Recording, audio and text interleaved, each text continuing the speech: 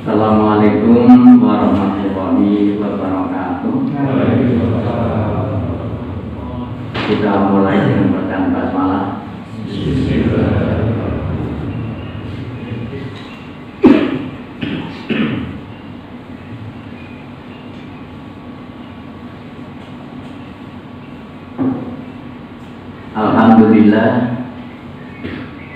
Alhamdulillahilladzi hadana li hadza wa ma kunna linahtadiya laula an hadana Allah. Asyhadu an la ilaha illallah wahdahu la syarika lah wa asyhadu anna Muhammadan abduhu wa rasuluh. Allahumma sholli ala Muhammad wa ala alihi wa sahbihi ajma'in, amma ba'd. Jamaah salat subuh yang insyaallah selalu mendapat ridha Allah. Kita bersyukur kehadirat Allah Subhanahu wa Ta'ala.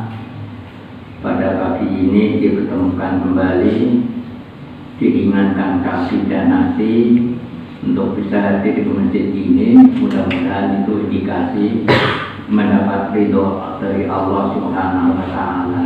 Amin. Selanjutnya sholawat dan salam mudah-mudahan tercurah selalu pada panutan kita Nabiullah Muhammad Sallallahu Alaihi Wasallam, Nabi yang sering kita katakan dengan telaten, dengan santun, ya, dengan bermodalkan akhlakul karimah, bisa mengembangkan Islam yang diamanatkan Allah kepada beliau. Maka kita bersyukur karena kita termasuk yang mendapat panggilan untuk mempercayainya. Orang yang tidak pernah ketemu dengan Nabi bisa percaya itu luar biasa. Kalau orang yang ketemu dengan Nabi tidak percaya itu aneh. Karena apa? Karena bisa melihat apa sesungguhnya, bisa membuktikan kalau betul Muhammad itu Rasul atau kita itu bisa melihat. Kita ini kan bujewu. Oleh karena itu Nabi mengatakan berbahagia sampai 7 kali pada orang yang tidak pernah melihatku tetapi iman kepadaku. Ya, mudah-mudahan kita termasuk diantaranya. Amin ya rabbal alamin. Ibu dan bapak sekalian, saya pada bulan yang lalu telah menjelaskan, karena topik pengajiannya adalah membaca Al-Quran ibadah mudah, banyak mendapatkan pahala. Tujuan pembelajaran ini adalah umat Islam ini yang mestinya senang membaca Al-Quran. Karena apa? Mudah sajalah kalau menurut saya. Orang itu pasti mudah sekali dipengaruhi bacaannya. Kalau panjenengan membaca cerita Purno, maka senangnya menjadi Purno. Kalau panjenengan membaca cerita-cerita yang menggugah pahlawan, maka bangkit. Karena panjenengan membaca Al-Quran dan juga membaca terjemahnya, menjadi terpengaruh, menjadi santun. Ini bahasa gampangnya. Jadi sekali lagi tujuannya adalah agar senang membaca Al-Quran. Karena Al-Quran itu kalam Allah, ya. Namanya saja Al-Quran. Al-Quran itu kan terjemahnya bacaan. Bacaan yang diharapkan bisa mempengaruhi hati yang membaca. Ini tujuannya ke sana. Maka saya memulainya kemarin bahwa beribadah dengan niat ingin mendapatkan pahala itu tidak salah, tidak salah. Takut nerakanya juga tidak salah. Ada lagi apa? Ingin mengharap ridho Allah juga tidak salah. Apalagi ingin berjumpa dengan Allah, ya juga tidak salah. Kalau masih dikaitkan dengan Allah, insya Allah itu dalam koridor ikhlas, ya, koridor ikhlas. Ya. saya begini karena melakukan perintah Allah, itu insya Allah ya. Jadi kita bangun pagi karena apa sih? Karena perintah Allah, itu sudah sami'na wa ta'na. Kenapa sih kamu makan, sebelum makan baca bismillah, perintah Nabi, nah gitu. Jadi kita hanya, saya melakukan seperti ini karena diperintah oleh Nabi, bukan karena yang lain. Ini insya Allah masih termasuk kategori ikhlas. Jadi tujuannya bagaimana umat Islam ini sering membaca. Saya kalau di RRI dari dulu sampai sekarang masih mengatakan, bukan saya yuk, wis maca Quran apa belum? Pasti itu saya. Jadi selalu berkali-kali sampai ke pendengar yang datang matur nuwun, selalu diingatkan oleh Ustaz untuk membaca Al-Quran. Jadi tujuannya ke sana. Sekarang sampai kepada fungsi Al-Quran. Fungsi ini apa? Yang pertama sebagai petunjuk bagi orang yang bertakwa.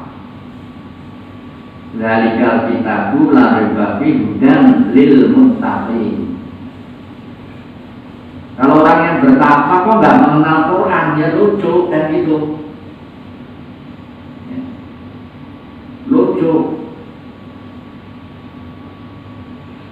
Lucu lagi, menurut saya ini ya, maaf, orang bisa baca Quran. Nah kalau kita tidak bisa baca Quran, ini yang salah siapa? Wallahu a'lam. Menyalahkan bapak ibu barangkali tidak etis. Saya tidak boleh sekolah agama, nah misalnya begitu. Atau menyalahkan dirinya sendiri. Karena apa? Karena nggak mau belajar. Kita mau belajar A, belajar B, belajar macam-macam. Ya. Teman saya dulu kemana-mana bawa kamus bahasa Inggris. Karena dia targetnya satu hari harus hafal 10 kata. Dan memang akhirnya menjadi Letnan Jenderal Mayor Jenderal Angkatan Udara. Tapi apa? Dia keluarga Muslim, akhirnya lepas Islamnya, terkait oleh perempuan non Muslim. Jadi sekali lagi mereka sungguh-sungguh untuk belajar hal yang luar biasa menurut mereka, tapi tidak belajar yang seharusnya dipelajari sebagai orang Islam. Jadi Quran itu petunjuk bagi orang yang bertakwa. Sehingga menurut saya orang bertakwa itu contohnya apa? Tidak boleh iri, ya. Tidak boleh mudah marah, tersinggung. Apalagi sangat memperhatikan perintah Allah, sangat memperhatikan perintah Rasulullah, apalagi santun, tidak boleh menghina, tidak boleh mengejek orang. Itu pakaiannya orang bertakwa. Yang lebih lagi tidak boleh ngorek-ngorek kesalahan orang lain. Ya boleh metani kesalahan orang lain, nggak boleh. Tajasus namanya.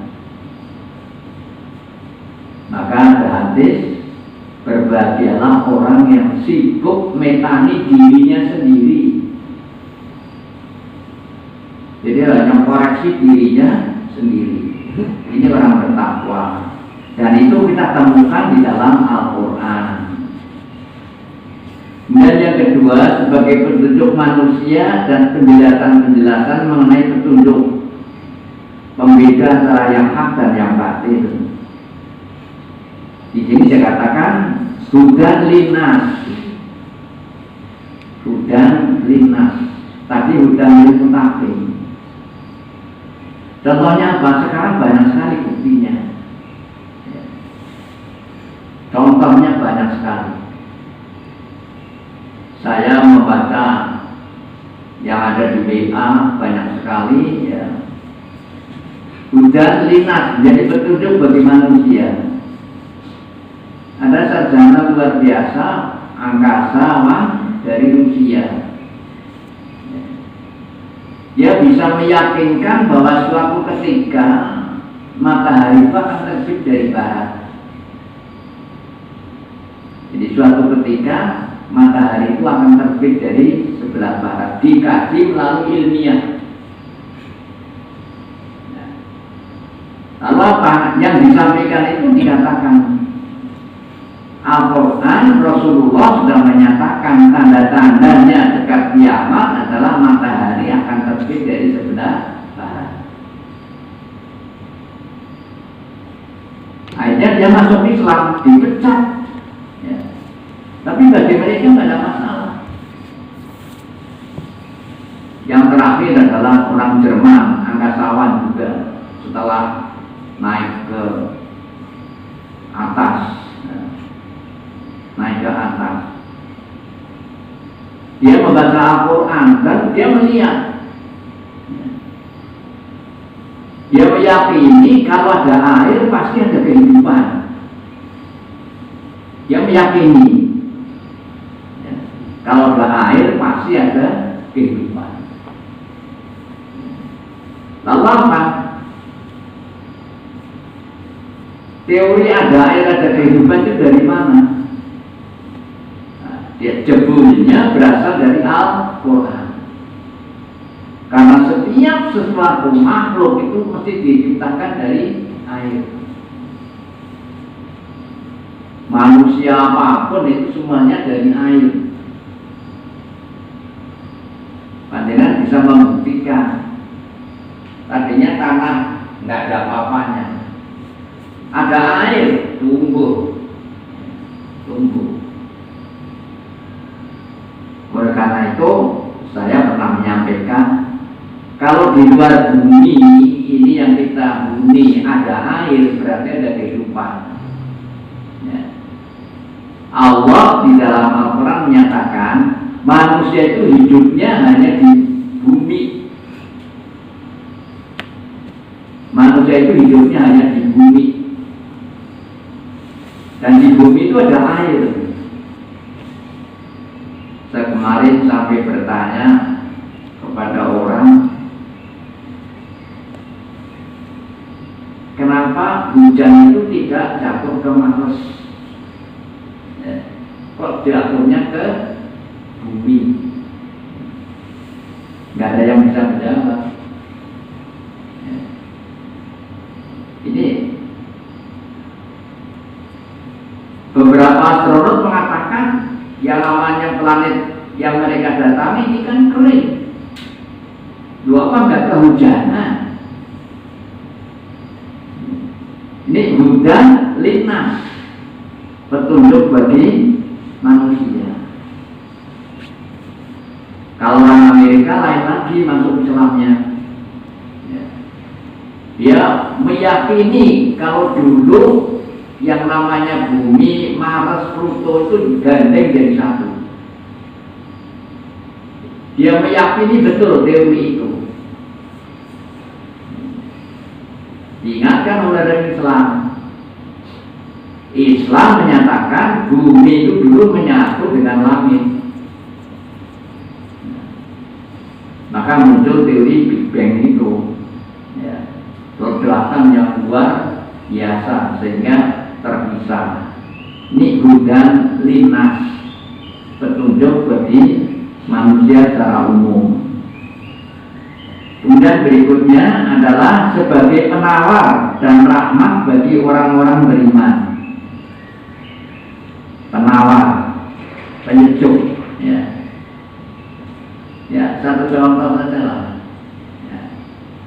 ketika kita sedang kesuh sekali dengan menjawab mengucap astagfirullahaladzim kan menjadi reda. Ini contoh yang gampang. Jengkel luar biasa. Tapi ingat, astagfirullahaladzim. Ini tensinya yang tadinya naik bisa rendah. Ini penawar. Jadi dalam Al-Quran yang menyatakan penawar ini banyak sekali. Kemudian fungsi yang berikutnya membenarkan bahwa ada kitab Zabur, ada kitab Taurat, ada kitab Injil. Musaddiqal lima. Apa dulu ada kitab Zabur? Apa dulu ada kitab Injil? Bukan, Quran jawab Ada kitab Taurat?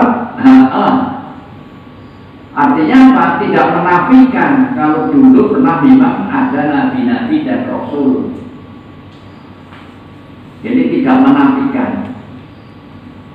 Kemudian yang kedua membenarkan bahwa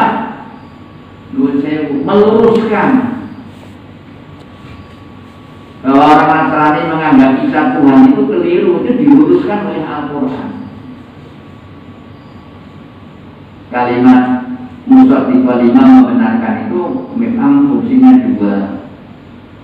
Yang pertama benar ada kitab Injil, yang kedua meluruskan pendeta-pendeta mereka telah merubah kitabnya. Hingga ketika panjenengan baca bukunya Bapak Rosyidi, mudah-mudahan diampuni Allah, Menteri Agama pertama kali yang usianya cukup panjang, ya. Karena kalau nggak salah beliau wafat tahun 98. Saya pernah menjadi mahasiswanya setahun, ya. Beliau ahli filsafat Islam, ya. Doktornya kalau nggak salah dari Sorbonne, ya. Pintar sekali bahasa Perancis. Jadi banyak menerjemah buku-buku keislaman yang dari bahasa Perancis.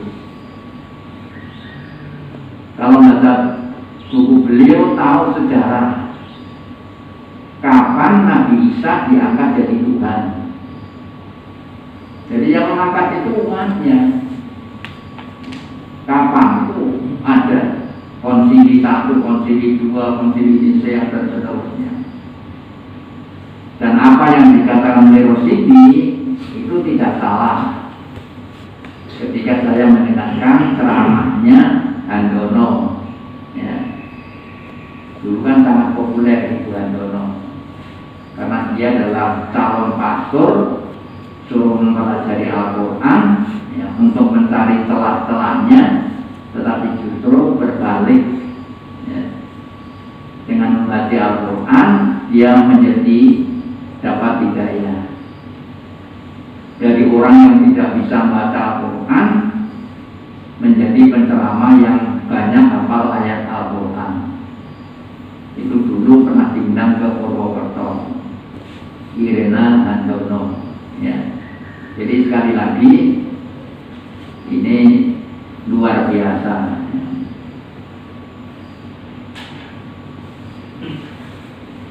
Al-Quran dapat dijadikan obat, tapi ini bukan suruh jadi dukun, ya. Jangan keliru, ya.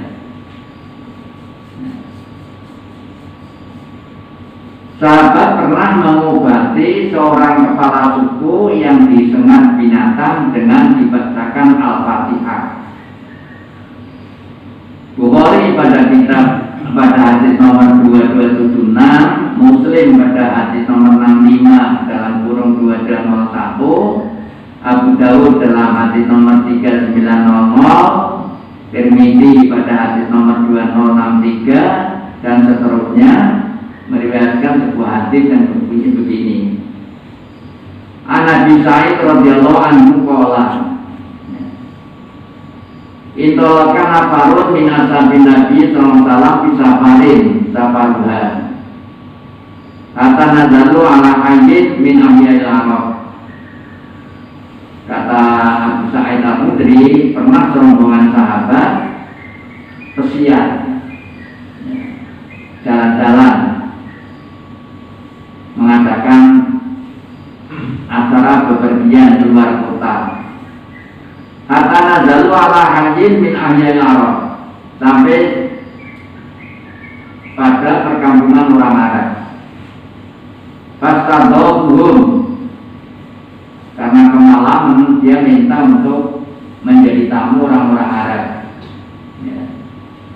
Fabau ayat ayudofiuhum, tetapi orang-orang Arab itu menolak mereka dijadikan tamu. Ini satu tradisi yang dalam Islam yang seperti itu. Ya.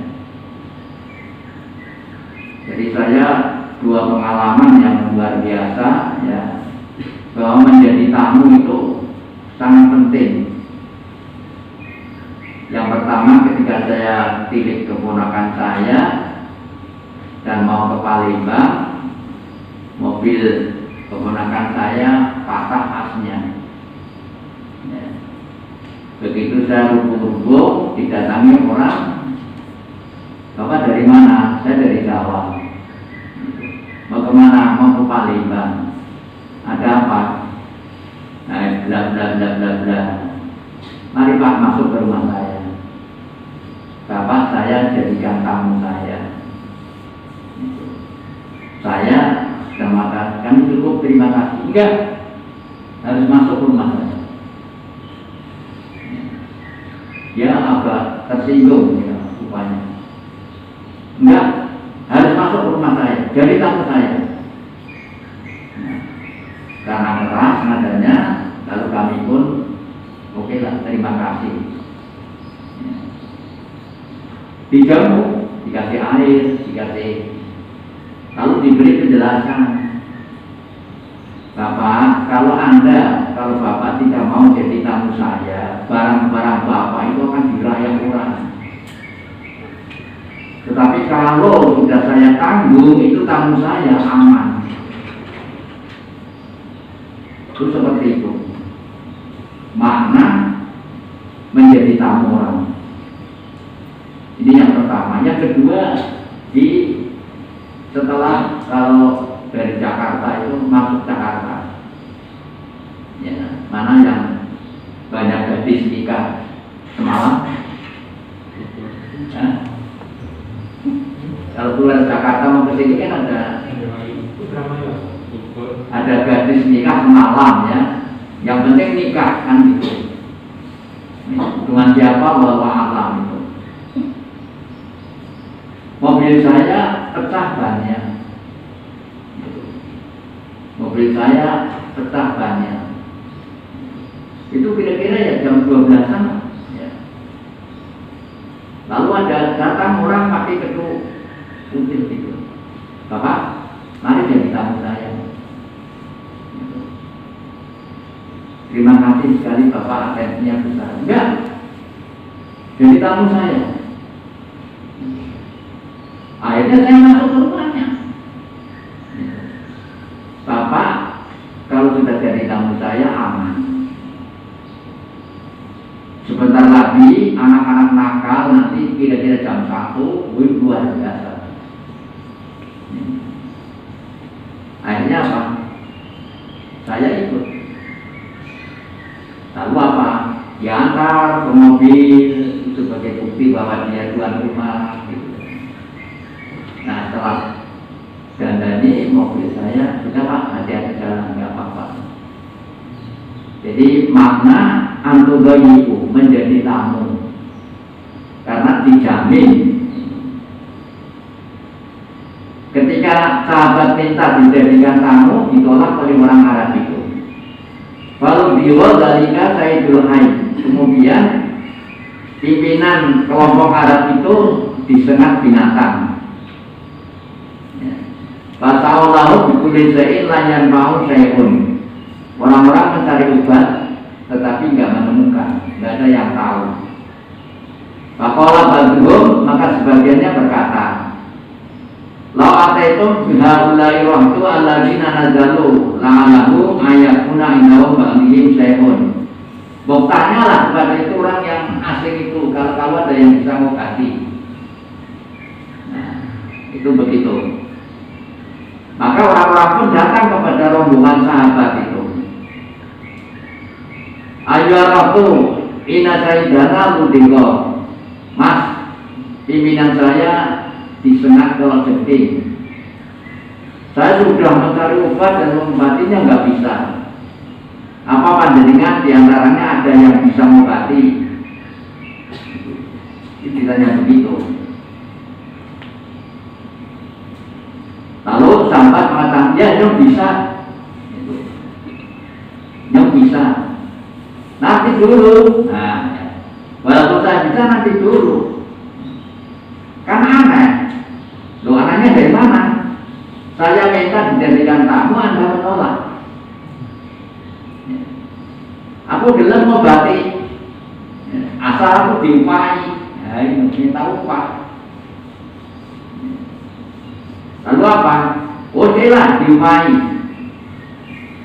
Berapa upahnya? Rembugan, banyak kambing. Diupai banyak kambing.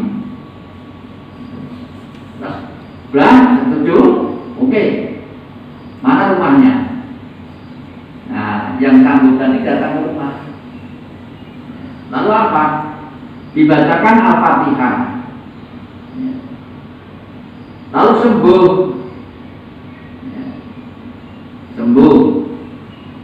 Nah, setelah sembuh, mana kambingnya? Kambingnya dikasih. Nah, teman-teman sebelah-belah bagi-bagi. Jangan dulu. Bertanya dulu pada Rasul, sabar. Bagaimana hukumnya? Nah, akhirnya tanya kepada Rasul. Jawabnya Rasul apa? Enggak halal. Silahkan bagi-bagi. Artinya apa? Di sini ada mukjizat yang luar biasa. Jadi kalau panjenengan datang ada orang ke kiai lalu minta air kan gitu. Ini dasarnya. Dasarnya ini. Ya. Kenapa air itu menjadi perantara, wasilah? Ya.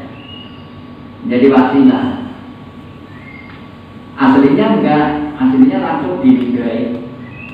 Setelah baca Al-Fatihah itu lalu itu aslinya.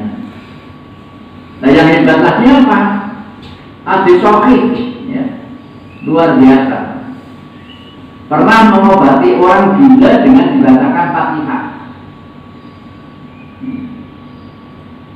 Jadi sahabat, ya, pernah mengobati orang gila dengan dibacakan Fatihah.